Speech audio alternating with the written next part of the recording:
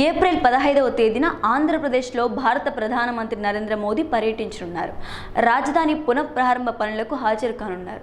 AP రాజధానితో సహా రాష్ట్రంలో 1,00,000 కోట్ల రూపాయల వ్యయంతో నిర్మించిన వివిధ అభివృద్ధి పనులకు ప్రధాని చేతుల మీదుగా శ్రీకారం చుట్టేలా ప్లాన్ చేస్తుంది రాష్ట్ర ప్రభుత్వం. దీని ద్వారా మరొకసారి దేశం దృష్టిని ఆకర్షించే ప్రయత్నం చేస్తుంది. రాజధాని పనులు 3 ఏళ్లలో పూర్తి చేసేలా ప్రణాళికలు రచించింది. 40,000 కోట్ల రూపాయల పనులకు ఇప్పటికే టెండర్లు పిలిచింది ప్రభుత్వం.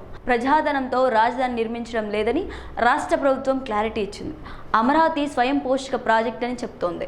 2015 అక్టోబర్ 21న అమరావతికి ప్రధాని మోదీ తొలిసారి శంకుస్థాపన చేశారు. ప్రభుత్వం మారడంతో పనులు నిలిచిపోయాయి. తాజాగా మరోసారి పునఃప్రారంభ పనులకు తేదీని ఖరారు చేసింది చంద్రబాబు ప్రభుత్వం. ఆంధ్రప్రదేశ్ రాష్ట్ర రాజధాని అమరావతి పునఃప్రారంభానికి సిద్ధమవుతోంది.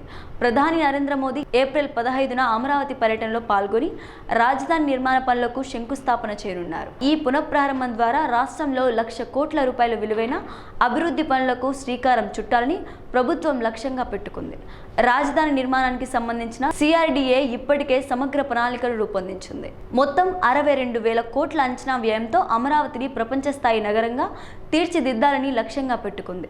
ఈ నిర్మాణ పనులను 3 ఏళ్లలో పూర్తి చేయాలని ప్రభుత్వం సంకల్పించింది. ప్రధాని మోదీ పర్యటన సందర్భంగా అమరావతి నిర్మాణ పనులకు శంకుస్థాపన చేయడమే కాకుండా రాష్ట్ర వ్యాప్తంగా మరిన్ని అభివృద్ధి కార్యక్రమాలు కూడా ఆయన చేతుల మీదుగా ప్రారంభం చేయాలని ప్రభుత్వం యోచిస్తోంది.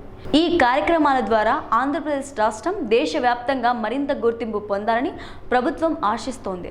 ప్రధాని పర్యటనను విజయవంతం చేయడానికి రాష్ట్ర ప్రభుత్వం ముఖ్యంగా మంత్రి పి నారాయణ అధికారులతో సమీక్ష సమావేశాలు నిర్వహించి ఏర్పాట్లను పర్యవేక్షిస్తున్నారు. ఈ పర్యటన ద్వారా అమరావతి నిర్మాణ పనులు వేగవంతం అవుతాయని, రాష్ట్ర అభివృద్ధికి ఇది కీలకమైన అడుగని ప్రభుత్వం భావిస్తోంది. మొత్తం మీద ఈ పునఃప్రారంభం ద్వారా అమరావతి రాజధాని నిర్మాణం నూతనోత్సవంగా ముందుకు సాగుతుందని, రాష్ట్ర ప్రజలకు ఇది ఆశాజనకమైన పరిణామమని చెప్పవచ్చు.